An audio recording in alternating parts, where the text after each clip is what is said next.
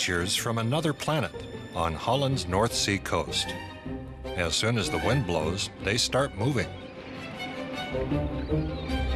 Their creator, Theo Jansen, calls them Strand Beasts.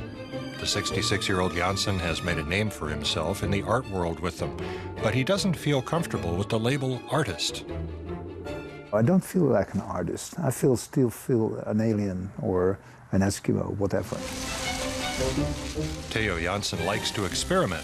His Strand Beasts are complex constructions made from simple materials that he buys at the do-it-yourself market: string, cable ties, and the kind of plastic tubes used in laying electric cable. He first started working with the yellow tubing in 1990. That was when the Strand Beasts were born. And then I played for an afternoon with the tubes, and at the end of the afternoon I'd seen so many things in there that I decided to spend 1 year on the tubes. And that's 24 years ago now. It went just on and on. It couldn't stop. And it became a serious addiction, you could say, to the tubes. Over the years, Jansen has kept improving his constructions. He builds legs, joints, and spines out of the yellow plastic tubes. Before he began creating art, Jansen studied physics. His work on the new species certainly requires a knowledge of physics and plenty of improvisation.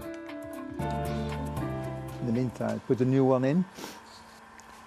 So there were specific tools which were developed during the years, which are just made for Strand Beasts. You cannot use them for anything else. Strand Beasts have sails like ships, and they move when the wind blows. When there is no wind, they're powered by compressed air from built-in plastic bottles. The beasts can even store wind power and use it like a battery. And if a storm blows up, they anchor themselves in the sand with a post so they don't fall over. Built-in sensors stop the beasts from running into the sea. Jansen keeps making his creatures more and more intelligent. I want to make a new nature.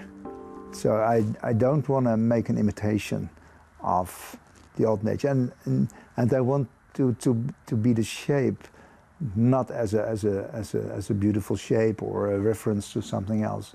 No, the shape has to be just functional. And this turns out to be the functional shape of the beasts. But as in nature, Darwin's law is in force: survival of the fittest. Theo Jansen has built several generations of beasts in the last 24 years.